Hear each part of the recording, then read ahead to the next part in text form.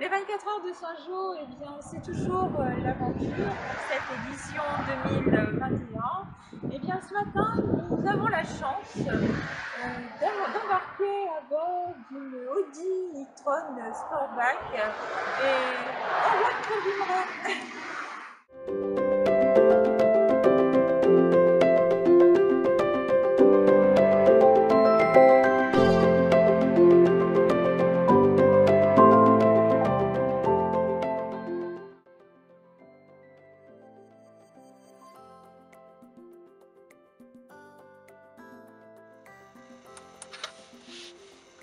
Alors, comment démarre-t-on un véhicule électrique chez Audi?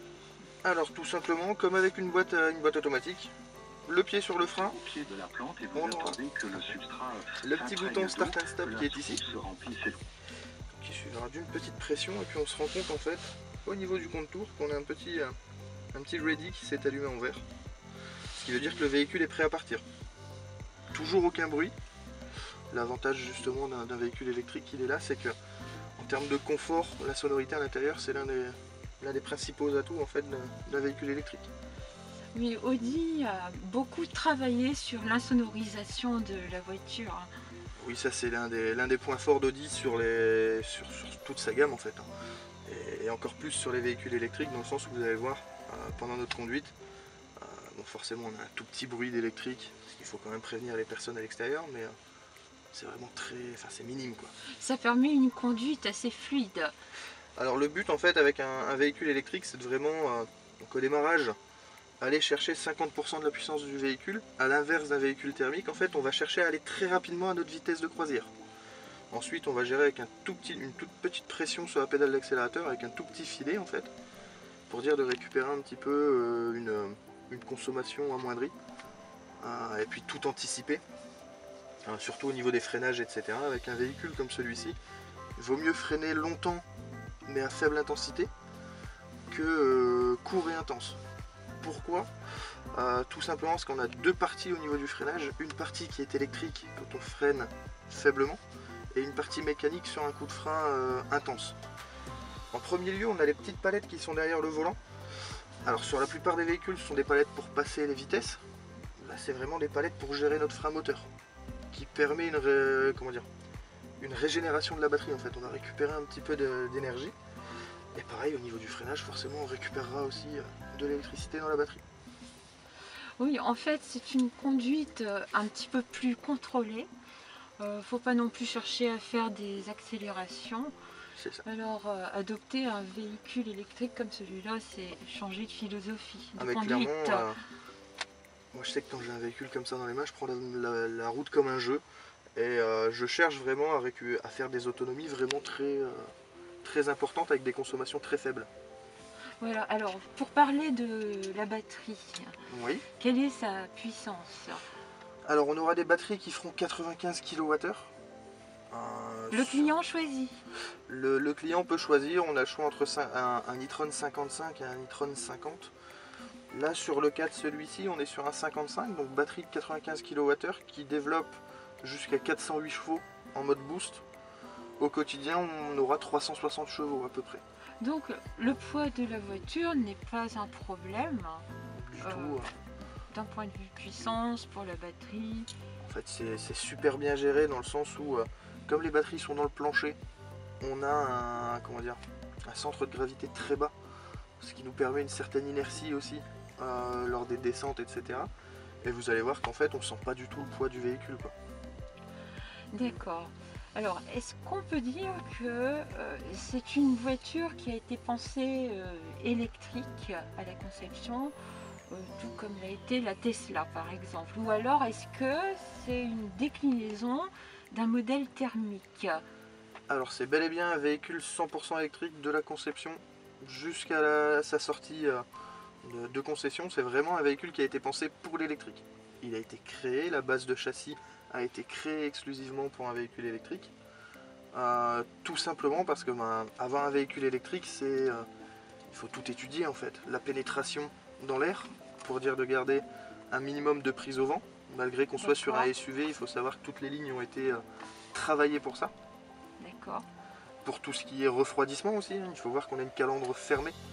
à l'inverse de tous nos véhicules, sur les véhicules électriques, les calandres sont fermées justement pour pouvoir gérer un certain refroidissement des batteries grâce aux prises d'air qui peuvent être un petit peu disséminées sur le pare-choc. C'est vraiment un véhicule qui a été pensé électrique parce qu'on n'aurait pas pu mettre les batteries dans le plancher d'un véhicule thermique, ça n'aurait pas été faisable. Et il faut savoir aussi qu'au niveau des usines qui justement produisent ces véhicules électriques, elles sont elles-mêmes autonomes. C'est-à-dire que sur tous les toits des bâtiments des usines, il y a des panneaux photovoltaïques qui produisent l'électricité. Par exemple, l'e-tron est fabriqué à Bruxelles. Il faut savoir que l'usine revend de l'électricité à la ville, parce qu'elle en produit bien plus qu'elle n'en consomme. Oui, c'est important. Alors, est-ce que maintenant on peut aller faire un petit tour et essayer ce véhicule électrique? Sans problème, allons-y. Vous voyez déjà un premier tour de roue. On n'entend strictement rien. Aucun bruit. Alors, Audi, j'ai vu, c'était l'art du silence. C'est exactement ça, c'est la recherche du confort pour le conducteur et ses passagers. Donc forcément, comme je disais, la sonorisation a été vraiment travaillée chez Audi. Vous voyez, hop, je prends mes 50 km/h et là je avec un tout petit filet. Je sais que je vais tourner à droite, donc je récupère un petit peu de frein moteur. Je touche toujours pas à mes pédales. Hein. Voilà, c'est là où je disais que c'était une conduite un petit peu plus contrôlée.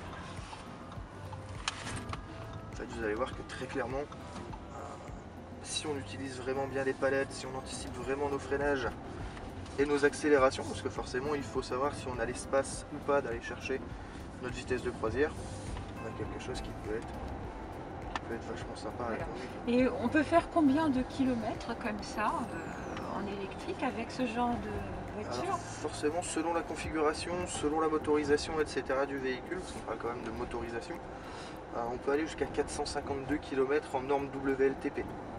D'accord. D'accord. Forcément, tout dépend de l'utilisation qu'on va avoir. Si forcément on conduit de façon électrique, hein, forcément, parce qu'il y a une conduite à adopter vraiment pour les véhicules 100% électriques. C'est un petit peu comme un véhicule thermique. Hein. Un véhicule thermique, si on fait du 10 litres au 100, il va nous afficher 300 km d'autonomie. Si on en fait du 5, il va nous afficher 600. Hein. Tout à fait. Selon la conduite, il nous affichera une autonomie plus ou moins qui respectera plus ou moins les données constructeurs. Alors par exemple, en partant d'ici, je peux recharger la batterie où? Alors les batteries, bon, vous allez pouvoir en retrouver un petit peu sur des concessions, etc. Ça sans problème. On va pouvoir en retrouver sur les grands axes. Par exemple ici, si vous allez, j'ai une bêtise, au niveau de Auchan, vous allez pouvoir vous recharger. Après forcément il y a sur les grands axes, donc là c'est au niveau, si je ne me trompe pas, c'est l'aire de la baie de Somme, où on va pouvoir retrouver justement des bornes de recharge du réseau Ionity, qui est le réseau du coup d'un groupe de marques dont Audi fait partie. Donc c'est un réseau en fait de recharge qui va jusqu'à 150 kWh. Donc en fait c'est rechargé en peu de temps? Un véhicule de ce gabarit, Oui. avec une batterie en 95 kWh, si on se recharge, on en a pour moins d'une heure, à peu près 45 minutes, pour se recharger de 0 à 100%. Ça, il faut le savoir. Et comment dire, la politique au niveau des véhicules électriques, c'est pas d'agrandir encore, enfin de rallonger l'autonomie potentielle du véhicule, mais bien de raccourcir le temps de recharge. Voilà, par exemple avec l'e-tron GT et l'e-tron GT-RS qui arrivent très prochainement chez nous, c'est des véhicules qui peuvent accepter une recharge jusqu'à 270 kWh. Ok. Alors si j'ai bien compris, si par exemple j'ai envie de traverser la France, je suis quand même obligée d'anticiper, de préparer ma navigation, un peu comme en aviation. Savoir à quel point je peux m'arrêter pour recharger ma batterie. Exactement, tout en sachant que vous avez forcément des applications qui peuvent vous aider là-dessus. Euh, Nous, par exemple, on a une application MyAudi qui est là donc forcément pour gérer un petit peu tout le véhicule, c'est-à-dire que vous allez pouvoir verrouiller, déverrouiller, géolocaliser le véhicule, etc. Mais en plus de ça, avec un véhicule électrique, vous pouvez préparer en amont tous vos trajets. En sachant que forcément, le GPS de cette application va prendre en compte votre autonomie et va du coup gérer votre itinéraire en vous faisant passer, passer par des bornes de recharge en fait directement. Donc il se peut très bien que votre itinéraire soit plus long, c'est normal, il est calculé par rapport aux bornes. Et aussi forcément il peut changer certaines routes pour dire que vous soyez vraiment sur quelque chose qui correspond à l'électromobilité. Pareil, bon, il y a MyAudi qui en fait partie. Je conseille toujours, que ce soit avec un véhicule électrique comme un véhicule hybride, de télécharger certaines autres applications comme ChargeMap ou ABRP qui sont un petit peu à l'image de Waze, nourris par les utilisateurs. C'est-à-dire que bon, voilà, ils savent noter s'il y a une borne à tel endroit, etc. Et au moins il est vraiment à jour au quotidien. Il faut vraiment adapter sa conduite. Comme je disais, vraiment tout anticiper, histoire d'avoir une conduite très fluide, avec le moins d'à-coups possible, donc le moins d'arrêts possible, le moins de redémarrage possible, et avoir quelque chose qui est plutôt très lisse. Là, vous voyez depuis tout à l'heure, bon, j'ai déjà touché aux pédales de frein quand même, mais beaucoup moins que si j'avais un véhicule thermique. Parce que tout simplement je gère avec mes petites palettes de récupération d'énergie qui créent un frein moteur et qui du coup récupère de l'énergie pour le véhicule. D'accord.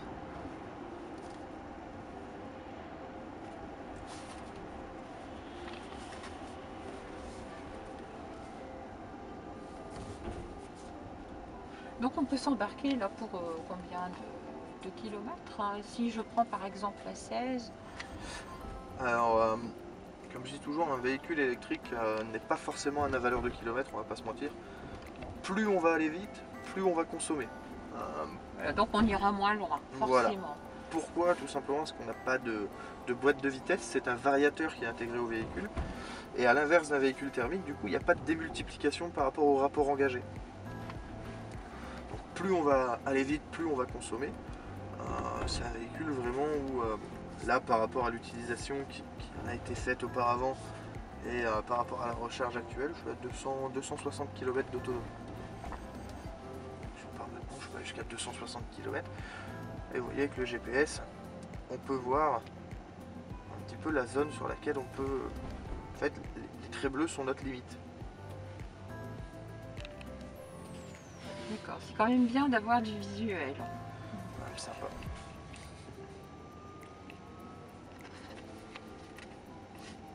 Tout en sachant qu'on peut aussi avoir du visuel au niveau du virtual cockpit. Donc, un véhicule hyper connecté.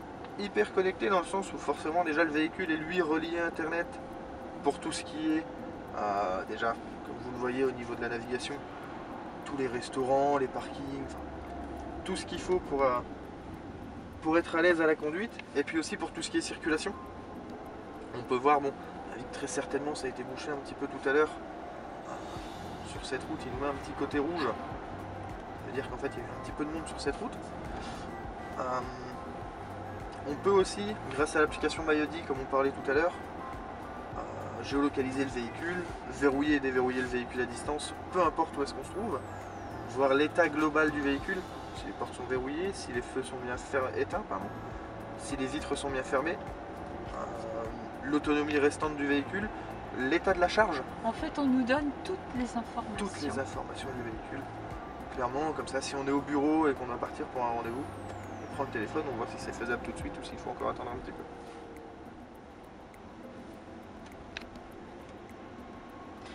Les personnes d'un certain âge se mettent facilement à ce genre de technologie, parce que les jeunes savent très bien faire. Mais si vous avez une personne de 70 ans, par exemple, qui achète un véhicule comme celui-ci, hyper connecté, est-ce qu'il va s'adapter facilement à ce genre de technologie embarquée? Alors forcément, oui.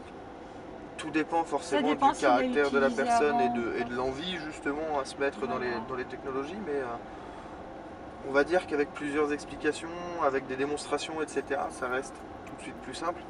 Et moi je me tiens toujours à la disposition de mes clients dès qu'il y a un petit problème, étant donné que je m'occupe de tout ce qui est nouvelle technologie dans les véhicules. Dès qu'il y a un petit problème, bon, ils ont souvent mon numéro de téléphone, ils reviennent vers moi et D'accord. on s'organise un petit rendez-vous afin de résoudre un petit peu ce problème. Mais c'est sûr que au début c'est toujours compliqué pour les personnes qui ne sont pas habituées à avoir des véhicules connectés dans ce genre. Mais bon, c'est comme tout, hein, quand c'est confortable on s'y habitue vite. Hein. Oui, je crois.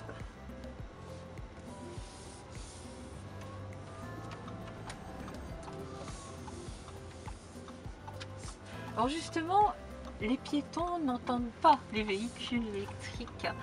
Alors il n'y avait Jusqu'à pas un une- petit signal sonore qui Regardez. devait être...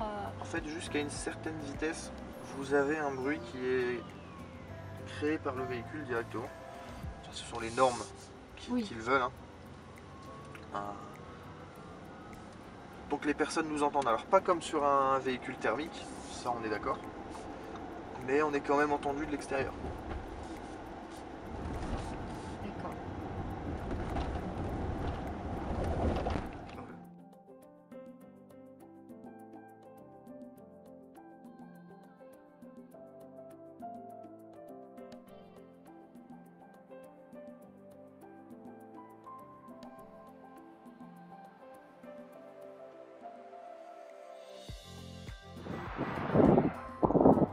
Alors, Monsieur Belin, quelle conclusion on peut tirer quand on adopte un véhicule 100% électrique comme celui-ci? La conclusion à tirer tout simplement, c'est que 24 heures de Saint-Jean, comme chez Audi, l'avance par la technologie est toujours présente. Hein. Comme on a pu le voir, au niveau de la technologie, on est plutôt bien avancé.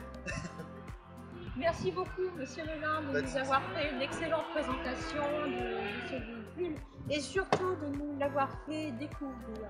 Voilà, c'était pour les 24 heures de Saint-Jean 2021.